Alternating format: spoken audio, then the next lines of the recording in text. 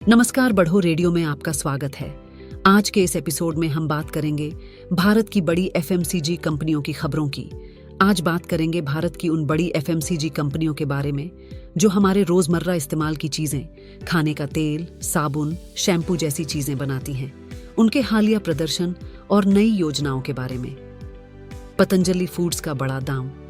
पतंजलि आयुर्वेद तो आप सभी जानते ही हैं। बाबा रामदेव की वो कंपनी जो आयुर्वेदिक दवाइयाँ और कई तरह के खाने के सामान बेचती है। लेकिन क्या आप जानते हैं कि पतंजलि फूड्स, जो खास तौर पर खाने का तेल बेचती है, वो अब अपने कारोबार को और भी बड़ा करने की सोच रही है। वो पतंजलि आयुर्वेद के नॉन फूड बिजनेस को खरीदने की योजना बना रही है। इसमें साबुन, शैम्पू जैसी चीजें शामिल हो सकती हैं। इससे पतंजलि फूड्स की प्रोडक्ट रेंज काफी बढ़ जाएगी और उन्हें बाजार में और मजबूती मिलेगी। दरअसल पिछले साल भी उन्होंने पतंजलि आयुर्वेद से ही बिस्कुट, नूडल्स और ब्रेकफास्ट सीरियल्स का बिजनेस खरीदा था। अगली खबर, डाबर का गांवों पर फोकस। दूसरी तरफ डाबर कंपनी आजकल अपने गांवों में बिक्री बढ़ाने पर जोर दे रही है। आप जानते हैं कि भारत में ज्यादातर लोग अब भी गांवों में रहते हैं। डाबर कंपनी का कहना है कि उन्होंने गांवों में अपने प्रोडक्ट्स को हर घर तक पहुंचाने के लिए ज्यादा दुकानों से संपर्क किया है। साथ ही उन्होंने छोटे पैकेट्स भी निकाले हैं ताकि ये चीजें गांव वालों के लिए किफायती हों।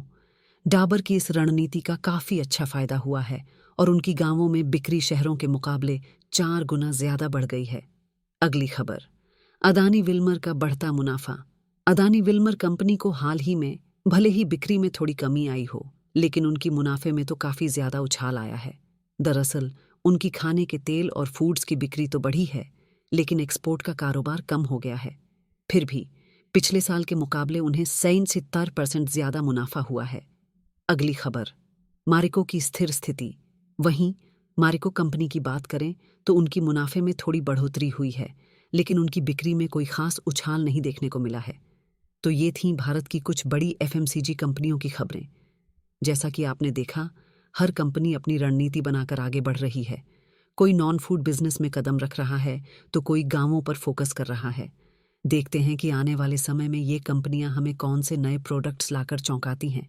यूं ही रोचक एवं किराना जगत की खबरों को जानने के लिए जुड़े रहे बढ़ो ऐप के साथ।